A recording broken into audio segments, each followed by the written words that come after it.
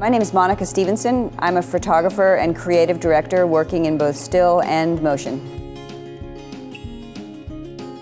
I had and still maintain within me an innate sense of curiosity, why the world works the way it does, why things work the way they do, and I know why light goes this way, I know why water flows that way, I know why powder flies in the air that way, I know why cream doesn't move at this particular temperature and that sort of thing. And once I have the security of knowing all those little details, it's almost like knowing the rules and then being able to break them.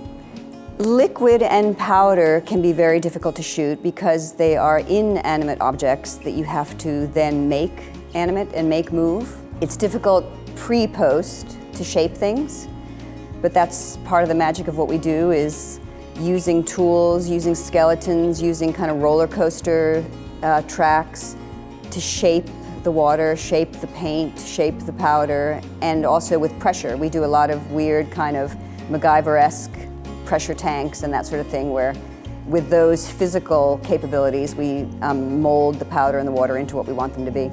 That shoe picture, believe it or not, did happen in real life. My assistant Mike, he had a little plexiglass cup with paint in it. He threw the paint in the air. All of us on set saw the after image of the strobe in our eyes, and our jaws dropped. We just couldn't believe it. And we looked over to the monitor, and sure enough, it was a shoe. It was a little bit of a clunky, unrefined shoe, but there's no doubt it had a heel, it had the body of the shoe, it had a toe. So that was just a 1 in a million chance. Different shooting scenarios require different lighting scenarios. The smaller something is and the more still it is, the less power I need. So I can get away with some little, they're called mini moles. They're little 150 watt tungsten lights. They're very delicate theatrical lights, and if I have something small, there's no doubt that I can use those.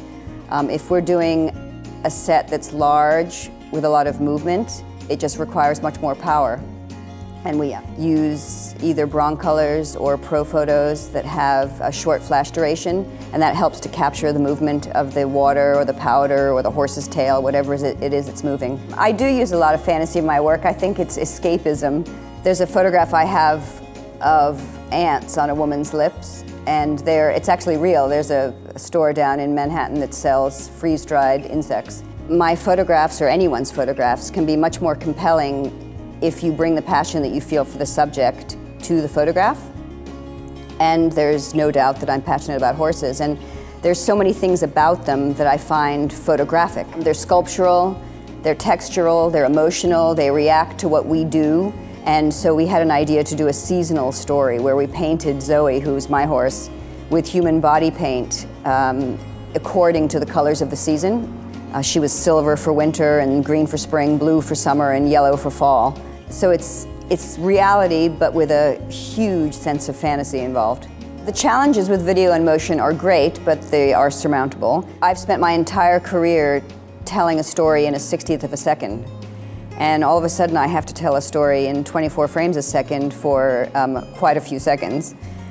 And so that's the challenge. It's learning how to stretch the story from being just a moment into being, a little film. I get an incredible amount of joy with working with others to create the final product, which it's an incredible learning experience. It's a much more collaborative art. I don't think I could ever be anything but a photographer or an image maker. It's a deep-seated push to create in others an emotional reaction to my feelings about things. And I think that's why we do what we do, is to be able to communicate some sort of emotional response to the way we see the world.